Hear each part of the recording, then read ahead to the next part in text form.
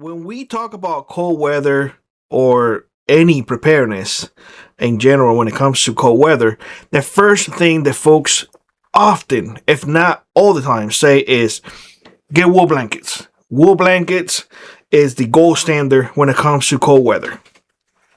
Now, the issue is that cold blankets, wool blankets, although really good, well, there are other things out there. They are much better than the heavy old wool blanket. Now, this is not for me to tell you all what to do. This is just for me to share my experience. I live in Alaska and it gets awfully cold in here. And unfortunately, when it comes to the wool blanket, I learned the hard way there are limitations. So I will tell you the story. I believe that it was about 6 years ago. It was one of the moose hunt that we went, and I wanted to test out the wool blankets. I wanted to make sure that they work as people have been saying. And the reason why is because in Florida, there was no way to test them. And I am from Florida. So in Florida, they work perfectly fine. Not a problem. A bit itchy, but not a problem. When I got here, the cold is way different. In Florida, you can say that there is barely any cold. So for Florida purposes, I think this is a good thing to have. When it comes to a little bit more cold, it just didn't perform as I wanted it to. So during moose season, the temperatures can get a little chilly at times. You're talking about like in the 20s at nighttime. And moose hunting here is from September 1st to September 15th. Some areas extend a little bit until September 20th. So we see those temperatures. In high elevations, we also see snow at times. But often, you will wonder why people don't use wool blankets. Well, the problem is that with the wool blankets, they're just not enough. They're just too thin. And we tested that. It got cold. I think it was like 22, not below, just 22. And all I brought was wool blankets. I did brought quite a few, not just one for each, quite a few. And I put the mats underneath in the tent. I put wool blankets underneath. And then we all wrap ourselves with the wool blankets and our clothes on. And it was the first time that Mrs. D, she cursed me out. She's like, what the hell is wrong with you? Having the proper equipment and bringing this crap. Of course, what I did is I got the toe warmers and all of that stuff and the chest warmer and everything. And I just gave it around like everybody and I put it in everybody. And we were able to sleep.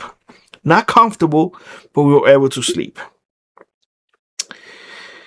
In other hunts, we had gone same time, same everything. We have been in the mountains, which it gets a little bit colder. And we have two sets of sleeping bags. One is for 20 degrees. This is our summer one. And the other one is negative 25. It's not the negative 35, not the negative 50, negative 25. We learned that in September, the negative 25 was great, especially when you are in tents and whatnot. And we were sleeping right next to a river. So just to give you a perspective, and we slept perfectly comfortable. The same could not be said about this. It was just not comfortable at all. Now, for summertime, the one that I use is the 20. This is a mummy, just 20 degrees. And it worked just fine. Ever since then, ever since that experience, I figured that why would I take, and just look at the size, I put it side by side so you guys can see it. Why would I take something that is much heavier instead of, my mummy sleeping bag, which is rated for 20? More than enough for summertime. And it does get cold here at times. especially when you are in the mountains. Now, I want to also emphasize on the pros of wool blankets because it needs to be mentioned. A 100% wool blanket will retain heat. And I want to emphasize on retain, not create, retain heat even if it's wet. If your sleeping bag gets wet, either one is done. So you got to keep them dry. Hence the reason why, if you don't know this, but it's better to have those things in totes and whatnot, with gaskets and whatnot. Eventually you will see those videos. I will share with y'all how I keep mine in the field. That way you get ideas. I've seen also a lot of folks putting their wool blanket either on top on the backpack or on the bottom. Please stop doing that. Stop doing that. You getting your wool blanket full of dust. You getting your wool blanket full of branches and whatnot. Yes, they're tough, but they can still tear. And most importantly, if it starts raining, now your wool blanket will be wet. It does absorb water really fast. So don't think for 1 second that it's like, oh, that's it. I'm going to dry it out and that's it. Or it retains heat and that's it. No matter what, you will be really uncomfortable if you get it wet. Plus, it gets really, really heavy. Really heavy. So don't keep it on the back, like outside your backpack, like you see a lot of folks, just walking around. And it looks cool. But realistically, if it starts raining, then all you have is a heavy, heavy blanket that is it's not going to have the ability to retain as much heat as when it's dry. And you could avoid that. How about you go look at the EME system that we created? And that way you lower the amount of pounds that you carry. Because a lot of people put it outside simply because they just don't have enough space in their pack. Now, is the wool blanket is outdated or is it still essential? It all depends on your environment. It really all depends. I retire my wool blankets. I have been like this. I don't keep them in my car. We just have better options, especially for us here that we live in extreme temperatures.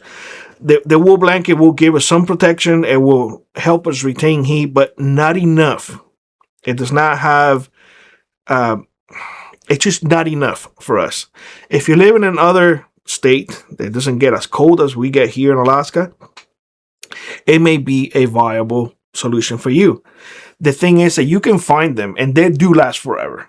That's one thing too that I want to emphasize. They just last forever. For example, if you tear it, like you can sew it back to, I don't know if you guys will be able to see it.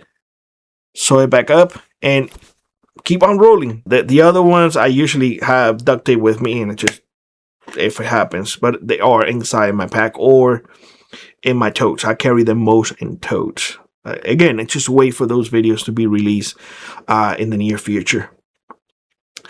But yeah, the wool blanket, in my opinion, is it's just outdated because there are other things that are better, but it should not be discarded.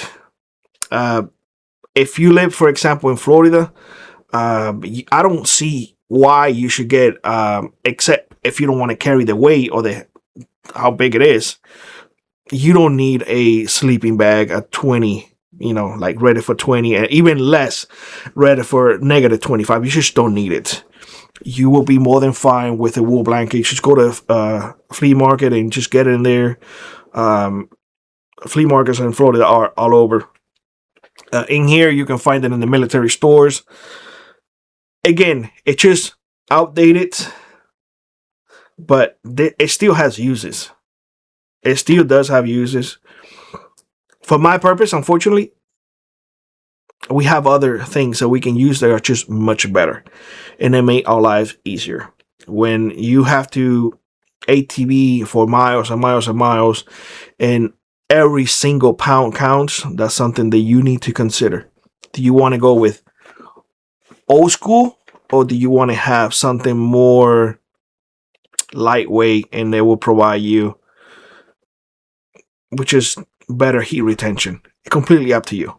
Nonetheless, wool blankets, I still give it a thumbs up, but I cannot give them 2 thumbs up. It's just, there's other ways that you can remain warm in the field. They're just lighter, and it's just old technology. Not obsolete, but just updated. If you'd like to support the channel, check out the links in the pinned comment below. Consider joining our Frontier Prepper Squad or let an ad or 2 run. It really does make a difference. And always remember, those who prepare today will not struggle tomorrow.